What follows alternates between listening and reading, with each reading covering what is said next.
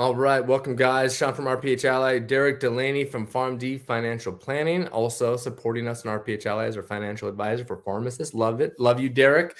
We have a topic today. I'm sorry. I'm kind of today is Monday. I'm full steam ahead. Howdy, Derek. How are you today? I am doing fantastic. How are you doing? I'm gonna pause and take a breath here.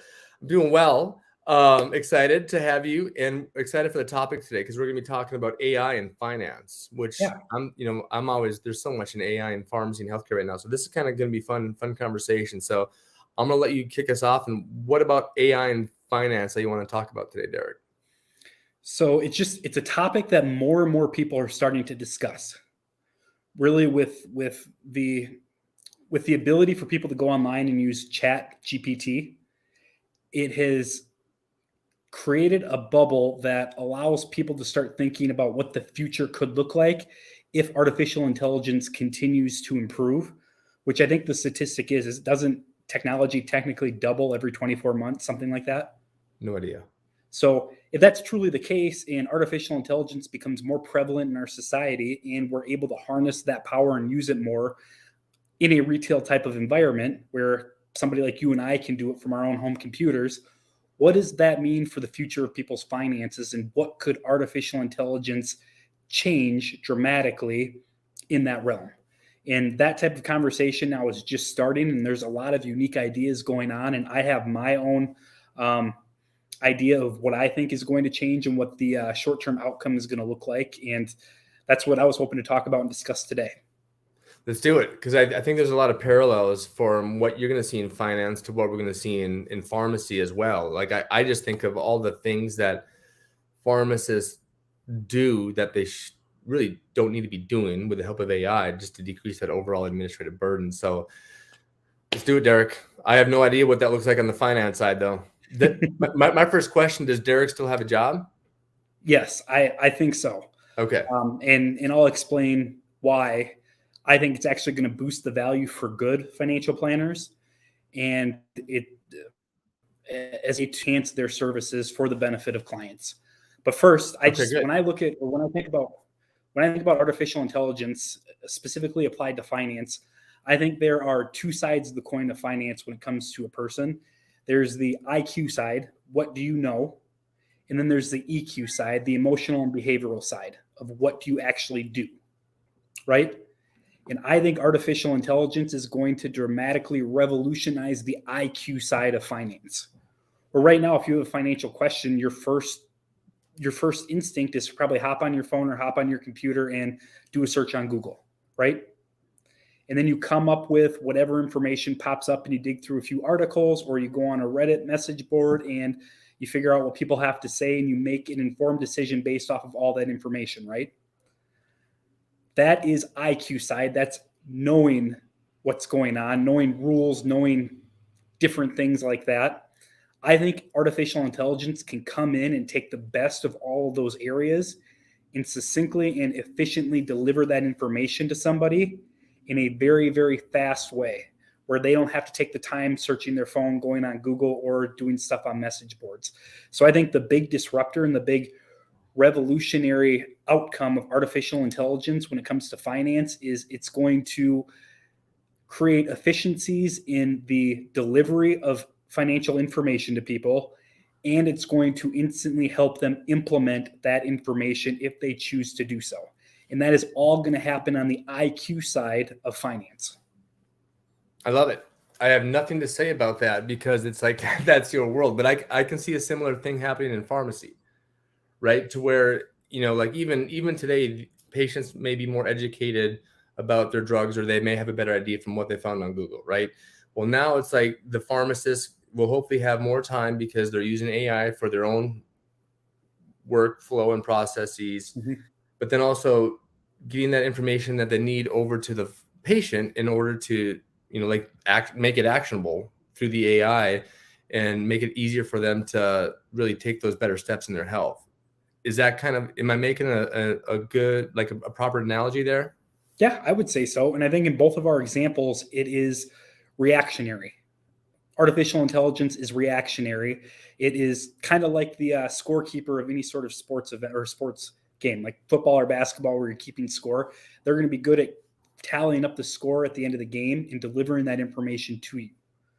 And I think for competent professionals, whether in the space of finance or in a pharmacy space, the EQ side is where real value, I think, is going to be able to be delivered. And that's the behavioral side, and that's acting rationally when irrational situations present themselves to those people.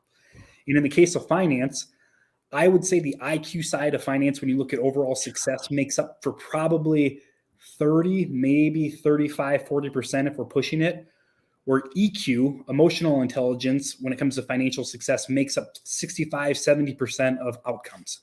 I mean, if you go back to when COVID ramped up in March of 2020, the stock market took a huge dip, and more people took their investments and put it into cash at that time, more than any other period in history. In 12 months, the stock market doubled after that point when everybody took their money and went into cash. So all those people who went into cash missed out on huge opportunities and huge gains with their investment performance. And that's not an IQ thing. That's an emotional intelligence thing. It's staying true to what you believe and not panicking and keeping a long-term vision in what you're trying to accomplish.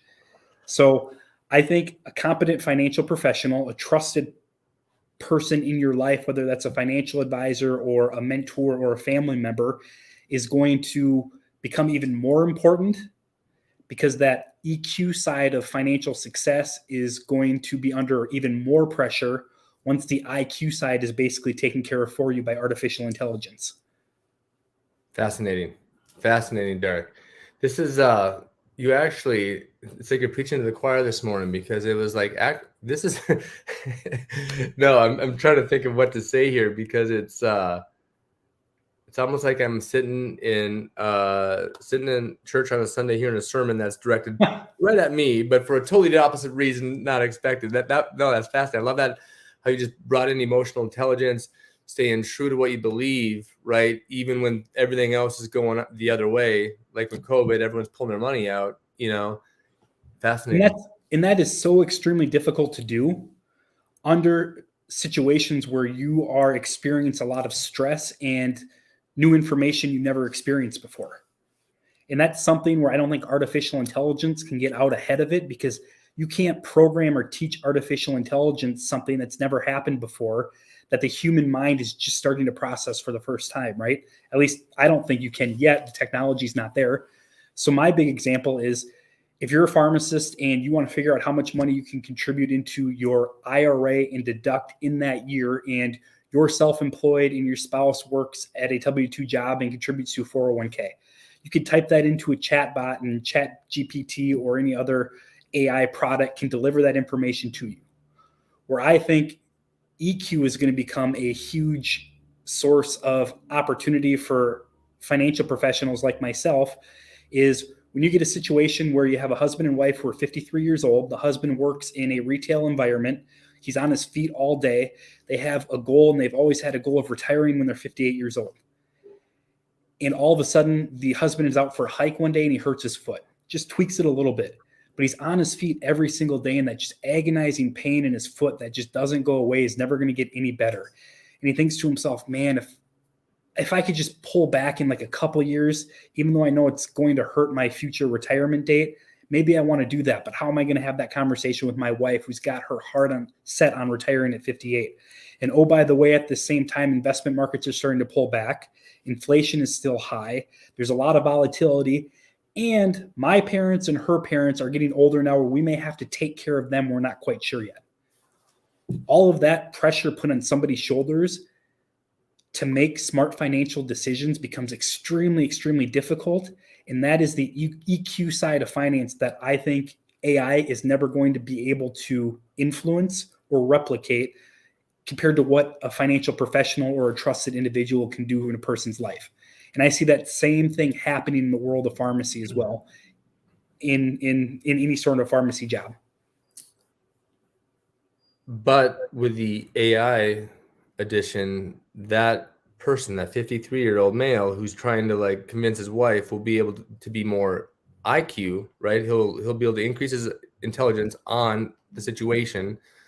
So then the EQ side comes in and have that conversation with you to where like it's more fruitful. 100%, where you can spend more time on the EQ side with somebody you trust and really, really get really good on that side of the coin, knowing that the IQ side is already taking care of itself. So the combination of artificial intelligence in the world of finance mixed with a trusted professional who's competent, who understands what you're trying to accomplish and is there for you, those two things together, I think are going to complement each other very, very well for the ultimate benefit of the client, which is everybody basically out there who has a need for being better with their money or has future goals that money is going to potentially impact. All right. Fascinating. Great conversation. It's going to be interesting because nobody knows what the future is going to hold specifically from a technology standpoint. But I will say there have been, and you could maybe bring up some examples in the world of pharmacy, but in the world of finance, there have been disruptors that have not disrupted the industry the way people have thought in the past. And one of those is robo-advisors. A lot of people thought financial advisors are going to go to the wayside because robo-advisors are going to come in and be able to do exactly what they do. And that turned out to be nothing of the case because ultimately people using robo-advisors committed the same mistakes that they have throughout history.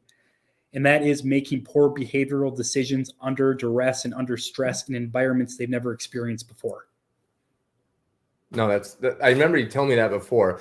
I do not want to call out anybody right now because we will need some future allies in these current disrupting markets. But again, I see it as a collaboration. Something that just ultimately, when it blends together, the AI side with the human touch is going to be phenomenal as far as the person receiving that service, regardless of what industry you're in. I like it. No, and I think that's where, I love this conversation because this was all about finance. But for any pharmacist sitting and listening to this, I hope they can recognize, okay, come talk to Derek if you need some help. Number one, because he's awesome. But number two is like, okay, let's not be so scared of the AI stuff because if you use it to your advantage, you can make, you can just make it that much better for your patients and the outcomes. So, and you can focus your attention as a professional or as a person receiving a service on the areas that truly matter and truly drive the needle, knowing all that ancillary stuff is being taken care of by artificial intelligence. Love it. Awesome, Derek. Well, great stuff. Anything else? No, that's all I have to talk about today. So thank you for the time, Sean. I appreciate it. No, that was fascinating. Thank you. I'm just glad I got on and was able to do this with you today, just because it's like you said, getting that EQ space and the whole just being rational when things may be irrational. I love it. That's some great sound wisdom there. So appreciate your time as always, Derek. We'll catch you next week, bud. Looking forward to it. Thanks, Sean. Yep, thanks.